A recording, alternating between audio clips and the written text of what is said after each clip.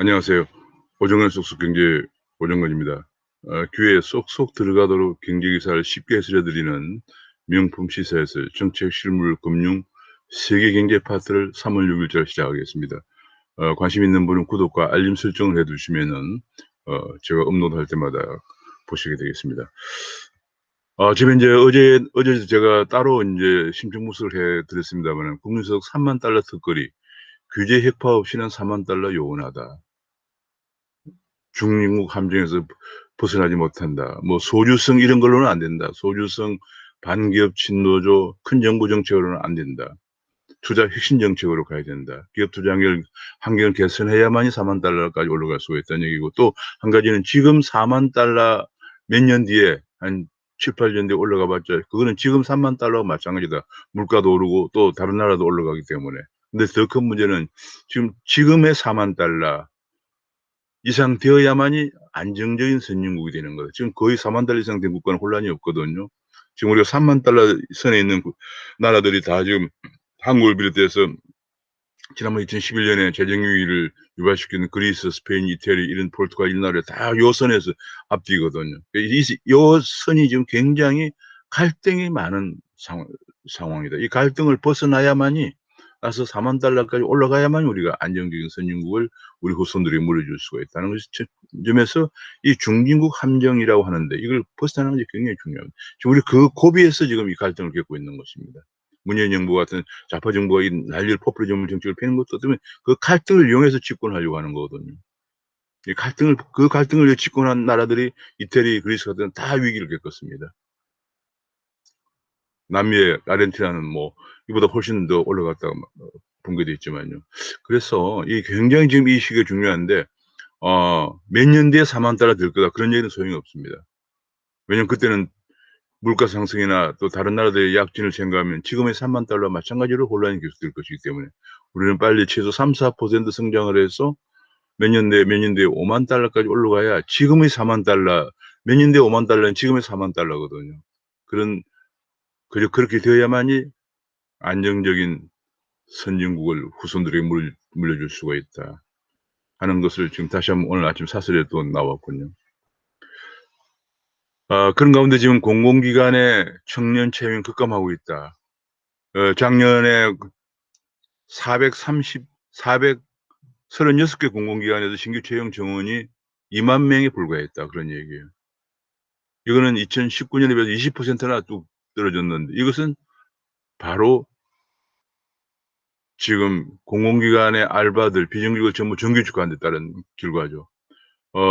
이제 2017년 7월부터 작년 말까지 2017년 5월에 문재인 정부가 출범해서 문재인 대통령이 제일 처음 간 데가 인천국제공항에서 비정규직 제로를 만들겠다 이렇게 얘기하면서 난리가 났었죠. 지금도 그 문제가 해결이 안 되고 있습니다. 그런데 아직까지 작년 말까지 2017년, 18, 19, 20년 4년 동안에 199만 9,500 명을 정규직으로 전환해서 200만 4,900 명을 정규직 전환시키겠다고 하는 목표의 97%를 달성했다고 합니다. 근데 문제는 그 안에서 사실은 굉장히 불공정 사례가 너무 많이 드러나고 있다는 거죠. 공공기관에 들어가려면 굉장히 공부도 많이 해서 시험을 보고 들어가야 되는데 그 안에 알바 같은 걸로 비정규로 들어갔다가 바로 정규직으로 전환하는 바람에 거기서는 뭐 간부들 혹은 노조원의 친인척들이 무수히 그렇게 많이 들어가는 바람에 오히려 공부를 열심히 한 인맥이 없는 청년들은 불이익을 받고 있다. 그런 지적들이 계속 나왔었죠. 이게 정말 바로 무리한 정규직화 필연적인 결과다는 게 지적이 되고 있고요. 현재 국채금리가 계속 한국에서도 국채금리가 10년물 국채금리는 2%를 넘어섰군요. 2.01%가 올라갔고요. 미국에서 10년물은 1.574 그래서 올라가서 국채금리가 2%라도 인플레가 가열 우려가 제기되고 있다. 그런 얘기가 미국도 한국도 다 제기되고 있습니다. 그런 가운데 우리는 적자 국채가 눈덩이처럼 불어나서 금년에 이자만 원도 정부 예산의 20조 원을 지금 이자 비용을 마련해 두고 있다. 그런 얘기입니다. 예산의 20조가 이자 비용으로 나가는 나라입니다. 20조 2천억을 비상금으로 준비해 두고 있다고 그러는데요. 이게 지금 비상금으로 준비해 두고 있다. 이 보니까 정부의 연평균 2.4%까지 올라간 걸 대비해서 비상금으로 20조 2천억 이니까 지금 이자 비용이 얼마인지 정확하게 나와 있지 않군요. 체크를 한번 해 봐야겠습니다. 이자를 내기 위해서 또 국채를 발행하는 것을 부채 함정이라고 합니다. 부채 함정에 빠지면 계속 부채가 눈덩이처럼 불어나는 거죠. 왜냐하면 이자를 갚기 위해서 또 국채를 발행해야 되니까요. 자, 그런 상황에 우리도 곧 빠지고 있는 것이 아닌가 걱정이 됩니다. 이게 지금 지난번에 감사위원 선임할 경우에는 대주주도 3% 밖에 의결권을 행사하지 못한다. 대주주 비율이 아무리 많아도 3% 밖에 의결권을 행사하지 못한다. 이렇게 되다 보니까 지금 대주주 친인척 간의 갱년권 분쟁이 고조되고 있다는 얘기입니다. 사실은 감사위원 선임이 뭐 문제긴 하지만 대개 7명 정도 있는 등기이사 중에서 3명이 감사위원인데 그중에 한 사람은 감사위원장이고 2명이죠. 그러면 이 사람들이 거의 사실은 감사위원들이 기업의 의사결정을 좌지우지하게 되죠. 아주 삼성전자까지 큰 데는 등기이사 9명입니다. 그렇지만 그 3명의 역할이 굉장히 중요하거든요. 그래서 지금 현재 오히려 대주주의 그 경영 의결권을 줄여서 마음대로 하지 못하게 한다고 하는 것이 오히려 경영권 분쟁을 가져오고 있다. 그런 지적이 나오고 있고요. 이번에 인제 포스코가 아르헨티나의 리튬 호수를 3년 전에 어 삼 그때까지 3년 전에 샀죠. 3년 전에 3,100억 원에 인수했는데 지금은 35조 원, 10배가 넘는 가치를 리튬 가격이 급등하면서 10배가 넘는 가치를 기록하고 있다는 얘기입니다. 그게 현재 우리나라는 원자재가 전혀 없기 때문에 이렇게 해외 자원 개발이 굉장히 중요하고 또 지금은 또 경기가 회복되면서 자원 가격이 지금 계속 굴이라든지 혹은 백금이라든지 뭐 계속 올라가고 있거든요. 근데 우리는 그동안에 문재인 정부 들어서 전 정부가 하던 걸 거의 대부분 적폐로 몰아서 폐기하는 바람에 지금 해외 자원 우리가 어렵사리 매입하고 개발해 왔던 자원들을 다 헐값에 팔아치웠습니다. 2010년대 초반까지만 하더라도 연간 3천억, 4천억 원대의 해외 자원 개발 융자 지원을 예산에 반영했는데 최근에는 거기서 10분의 1은 300억 원대, 2019년에는 367억 원, 올해는 이보다 적은 349억 원밖에 배정을 하지 않고 있다. 그러니까 거의 정부는 해외 자원 개발에 손을 놓고 있다. 이 포스코 같은 데서 인제 그러다 보니까 인제 개인 기업들이 우리 경제 성장이 인제 회복되고 개인 기업들이 어 상품 생산에 꼭 필요한 예컨대 리튬 여기 리튬이죠. 니켈, 망간, 텅스턴 이런 전기차 배터리에 필요하고 또 로봇 등 4차 산업혁명 핵심 소재들을 확보하기 위해서 개인 기업들이 뛰어들고 있는데 이런 것들 기본적으로 국가가 뒷받침되지 않으면 안 되거든요. 한국은 주요 원자재의 90% 이상을 수입에 의존하고 있어서 원자재 값이 올라가면 타격을 크게 받을 수밖에 없는데도 불구하고 2010년대까지만 하더라도 3천억, 4천억을 해외 자원 개발에 예산을 반영해서 지원을 해 오던 것을 금년에는 그 10분의 1은 349억 원밖에 배정하지 않고 있다.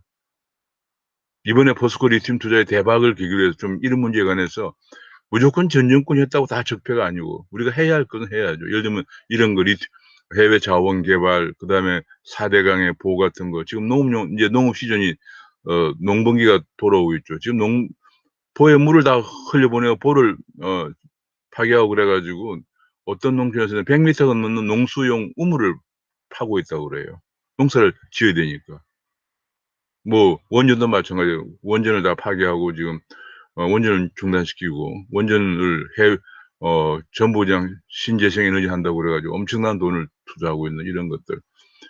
전 정권이 했다. 정권이 바뀐다 하더라도 국가의 기간 산업 핵심적으로 기간 산업을 중요한 것은 계속 해 나가야 한다는 걸 이번에 포스코 리튬 투자 대박이 보여주고 있습니다. 이런 가운데 또 미국에서 ITC가 왜 SK 에너지에 대해서 10 년간 수입 금지 서로 합의가 없으면 수입 금지하겠다고 했냐면은 그 상세한 보고서가 밝혀졌는데 "LG의 영업 비밀이 없었으면은 개발하는 데만 10 년이 걸렸을 것이다." 이런 얘기가 나옵니다. 그러니깐 LG 에너지 솔루션의 핵심 비밀을 22 가지를 어 도용했기 때문에 그걸 LG 영업 비밀을 가져가지 않았으면 개발을 하는 데만 10 년이 걸렸으니까 앞으로 걸릴 것으로 판단돼서 10년 동안 미국 수입을 금지시켰다. 그런 보고서가 나오는 현재 세계 전기차용 배터리는 중국의 CATL이 31%를 점유하고 있고요. LG 에너지 솔루션이 18.5%를 점유하고 있고 파나소닉이 일본의 파나소닉은 15.6%, 그다음에 삼성 SDI가 4.8%, SK가 3.9% 이렇게 점유하고 있는 상황입니다. 뭐 저는 개인적으로는 두 회사와는 관련이 없습니다. 그래서 두 회사가 빨리 합의를 봤으면 좋겠다는 생각을 갖고 있고요. 우리가 SK 이노베이션이 미국에 10년간 수출을 못하면 타격이 굉장히 큰 거죠. 사실 그동안에 이 미국의 ITC 판결 내용 갖고는 저는 판단할 수가 있는 입장이 아닙니다만, 미국의 ITC 판결대로 이렇게 기술을 도용했다면 큰 문제죠. 들리는 언론에 보도된 바에 의하면 직원들 100여 명을 빼가서 기술 22가지를 근본적으로 도용했다, 이런 얘기니까 앞으로는 기술 개발을 해야죠. 개발을 하는 게 기본이고 기업 경영의 정도죠, 정도고. 자, 이건 좀 빨리 좀 합의를 봐서 우리나라가 피해를 안 받는 그런 방향으로 갔으면 좋겠습니다. 자, 그런 가운데서 앞으로 배터리 쇼티지가 온다. 왜냐하면 전기차가 굉장히 빠른 속도로 진전이 되면서 배터리 이제 반도체 쇼티지처럼 배터리도 쇼티지가 온다, 그런 얘기가 지금 나오고 있습니다. 그래서 지금 배터리 생산 능력이 LG 에너지 솔루션 같은 경우에 230 기가 mAh라고 나와 있네요. 근데 미국의 전기차 생산 규모는 2025년에 220만 대에 달할 것이기 때문에 앞으로 배터리 쇼티지가 오는데, LG 같은 경우는 미시간주에 공장이 있고 또 오하이오주, 그다음에 테네시주에 공장을 갖고 있습니다. 지금 계속 미국에도 공장을 확장하고 있습니다. 이게 미국에서 바이 아메리칸 정책을 쓰니까 대책이 없습니다. 우리나라 일자리가 더 많이 만들어져야 되는데 이런 그런 부분에서 안타깝지만은 미국에서 계속 해외에서 들어오는 물건에 대해서는 탄소 국경세, 디지털세를 계속 부과한다고 그러고 여러 가지 그런 바이 아메리칸 정책을 쓰니까 대책이 없습니다. 자, 텍사스 오스틴에 있는 삼성 반도체는 기약이 없다. 재가동 기약이 없다고 합니다. 이게 얼마나 지금 제가 며칠 전에 말씀을 드린 언론에도 보도가 된 내용입니다만은 신재생 에너지 비중이 높은 텍사스가 얼마나 이게 위험한 것인가 하는 것을 이번에 보여주었습니다. 그래서 다시 한번 원전의 중요성을 부각시켜주고 있다고 하겠습니다. 이게 또 제주 풍력은 지금 공기업들이 마음대로 멈췄다 소리들, 바람이 안 불면 멈춰야죠. 작년에는 이게 계속 증가해 가지고 2017년에 14회 멈췄는데 작년에는 77회를 멈추었다, 이런 얘기입니다. 지금 그렇잖아도 이게 해상 풍력에 이제 제주 풍력에 산에 있는 해상 풍력이나 풍력의 발전할 수 있는 역량의 효율이 10%, 20%밖에 안 된다는 지적이 나오고 있는데 지금 너무 많은 해상 풍력을 건설하고 있는 것이 아니냐. 신안 앞바다에 10년간 48조 원을 투자한다고 합니다. 자, 이재명이 또 이 가관입니다. 이재명이 지금 현재 여론조사에서는 대선 적합도에 가장 높게 나오는 그런 상황인데 이번에는 또 농촌 기본소득을 한다고 합니다. 일개 면당 4,000명을 선발해서 5년간 하반기부터 월 15만 원씩을 지급한다. 또 그러면서 농민 기본소득은 또 뭔지, 농민 기본소득은 따로 하고 있다. 그건 월 5만 원 주는 건 이미 상정이 돼 있다. 그러면 농민들에게 월 20만 원까지 준다는 얘기죠. 1년에 240만 원을 지급한다는 거군요. 참 이게 끝이 없습니다. 이재명의 파퓰리즘 실험은 끝이 없고요. 게다가 또 한 가지 오늘 아침에 보니까 신용을 묻지 말고 전 국민에 1,000만 원까지 기본 대출을 해야 된다. 이게 지금 은행이 개인 사금고입니까? 은행은 엄연한 민간 기업이에요. 이런 얘기가 계속 나오기 때문에 외국 은행들이 한국을 떠납니다. 우리 금융산업이 위축되어서 금융기관이 양질의 일자리거든요. 양질의 일자리가 줄어듭니다. 이런 파퓰리스트 정치인들 때문에. 금융이 뭔지를 전혀 이해를 못하고 있는 파퓰리스트라고 볼 수가 없는 기도 안 차는 얘기입니다. 정치금융 바람이 대선 앞두고 커지게 생겼다, 이런 우려가 지금 보도가 되고 있습니다. 제가 이재명이 이런데 불구하고 왜 이렇게 지지율이 높을까 생각을 한번 얼핏 언론을 보면 생각해 봤는데요. 현재 작년에 서울의 인구가 1,000만 명이 깨졌거든요. 990만 명대로 떨어졌는데 경기도 인구는 1,300만이에요. 그럼 경기도에 대해서 이렇게 파퓰리즘을 해대면은 경기도 인구만 하더라도 엄청난 거죠. 1,300만. 우리나라 전체 인구 5,200만 정도에서 1,300만 명이 경기도에 있어요. 그래서 경기도에 이게 파퓰리즘을 예컨대만 절반 정도만 지지를 받는다고 해도 그건 뭐 얼마입니까? 600만 명 내지 700만 명 지지를 받는 거죠. 예, 그런 그 어떤 인구학적인 배경에서 계속 지지율이 높게 나오는 것이 아닌가 하는 생각도 한번 해 보았습니다. 자, 그건 뭐 제 생각의 정확한 분석은 제가 아니란 걸 첨언해서 말씀드리고 싶습니다.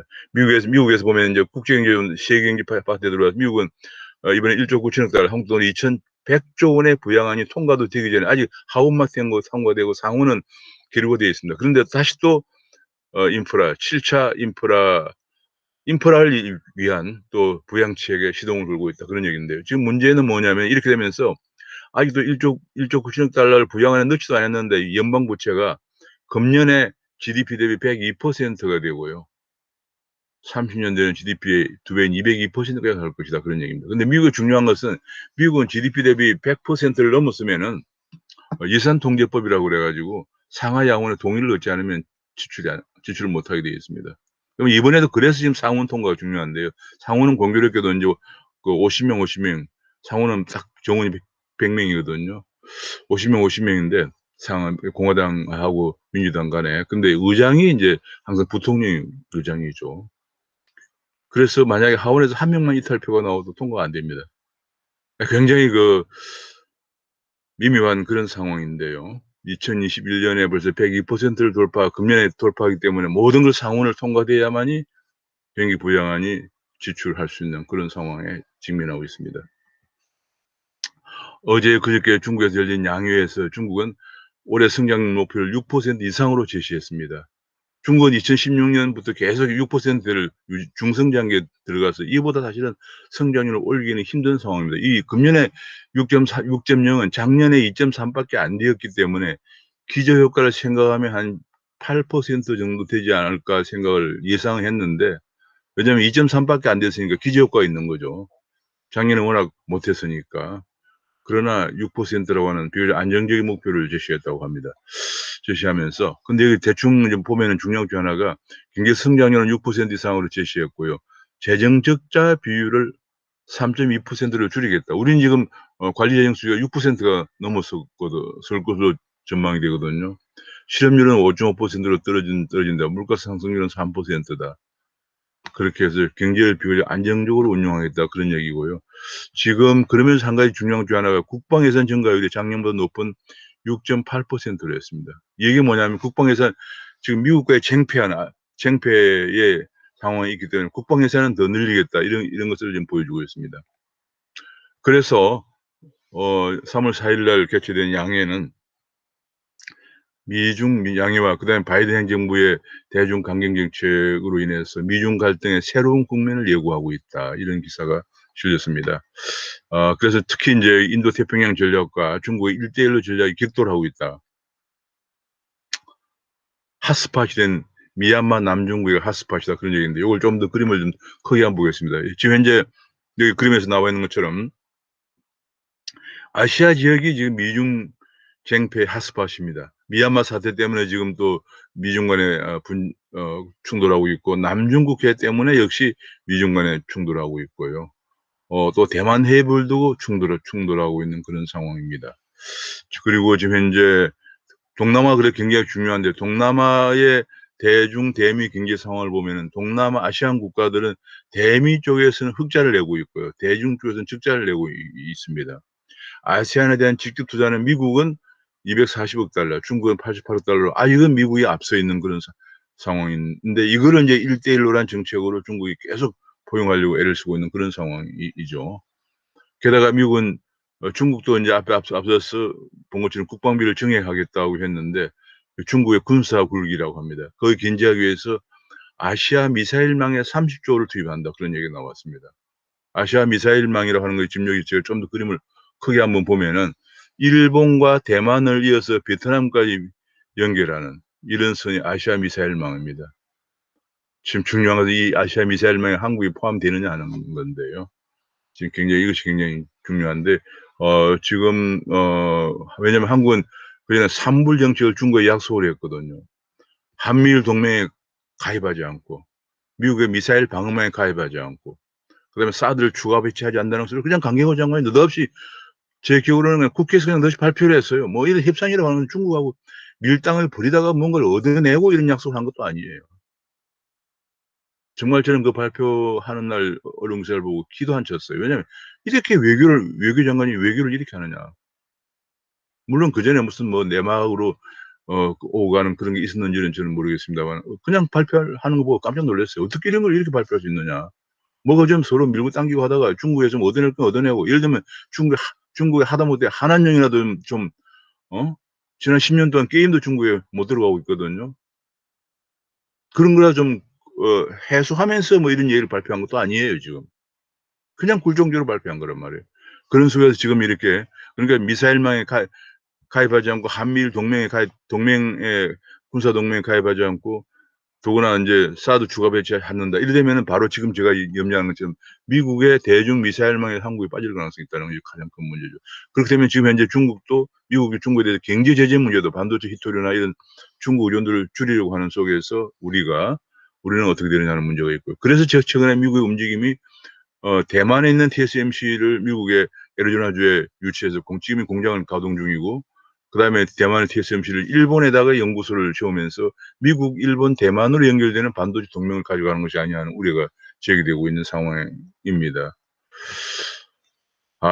그런 가운데서 중국 견제하는 쿼드라는 게 미국, 일본, 인도, 호주가 연결되는 안보 협력체인데 이번 15일, 17일에 온라인으로 정상회담을 하는데 한국은 빠질 것 같다 그런 얘기가 나오면서 더욱더 한국의 어려운 상황을 지금 보여주고 있습니다. 근데 이게 지금 백신도 지금 국가주의가 기승을 부리고 있다. 예를 들면 지금 인제 이태리 같은 데에서 아스트라제네카 백신을 호주에 수출하는데 제동을 걸었다 그런 얘기고요. 그래서 먼저 25만 회분을 EU 회원국에 재배분해야 된다. 그런 얘기를 하고 오스트리아, 덴마크도 마찬가지로 이스라엘과 공동 개발 기금을 조성해야 한다 하면서 지금 백신이 전 세계로 공급량이 부족하게 하면서 지금 이제 전 세계적으로 백신을 빨리 접종해서 집단 면역을 빨리 하는 나라가 경제를 빨리 회복시킬 수 있고 일자리를 만들어낼 수 있다. 경제 위기를 당하지 않을 수 있다는 게 인제 그런 것이 이제 거의 인제 드러나게 되면서 이런 백신 국가주의가 기승을 부르고 있다는 그런 기사가 떴습니다. 참 제가 보니까 정말 이게 아침에 제가 이쪽 보면 우리나라는 인제 지금 여러 가지 정책들이 특히 그 인제 중국이 엊그제 3월 4 일에 양해를 개최하면서 중국도 6% 이상의 성장을 기록을 목표로 하고 있고요. 더 큰 것은 엊그제도 언론에 보도됐습니다만 2048년경이면은 중국의 GDP가 미국 GDP를 능가할 것이다. 그런 얘기가 나오면서 그것이 만약에 지금 전망은 되고 있지만은 현실화되면은 미중과 세계 쟁취하는 구도 속에서 패권 구도에 엄청난 요동을 줄 가능성이 있고요. 그런 가운데서 지금 중국의 무력 증강, 군사 굴기에 대응해서 미국이 아시아 지역에서 대응하려고 하는 미사일망이나 혹은 쿼드나 이런 데 한국이 소외되고 있으면서 또 경제적으로도 반도체 동맹에서 빠지는 그런 측면이 있고 통상 면에서도 일본 중심의 CPTPP에 미국도 가입하는데 한국은 가입하지 못하고요. 한국은 지금 반면에 중국 중심의 RCEP라고 하는 지역 중국 중심의 그 경제 다자간 협상에 가입돼 있고 또 일본, 중국이 가입하지 않고 있는 중국 중심의 AIIB와 1대1로에 가입하고 있거든요. 그래서 우리가 지금 현실적으로 미국이 우리나라를 지금 현재 반도체 동맹에서 소외시키는 이유 중 하나가 '한국 정부를 믿지 못하겠다. 반도체가 핵심 4차 산업의 핵심 어 부 산업이기 때문에 그런 얘기가 나온다고 하는 것이 지금 우리 한국 상황을 보면 무리는 아니다.' 아까 강경화 장관이 발표했던 삼불 정책 이런 것도 고려하면 전반적으로 보면 미국 입장에서 이 한국을 그렇게 볼 수밖에 없는 상황인데 정말 이렇게 되면 앞으로 우리나라가 정말 우리가 자유민주주의와 시장경제 가치를 가지고 있는 미국, 일본의 동맹에서 빠지는 것이 아닌가. 오히려 죽의 장막 안으로 들어가는 것이 아닌가 하는 그런 우려가 됩니다. 오늘은 여기까지 말씀드리도록 하겠습니다. 감사합니다.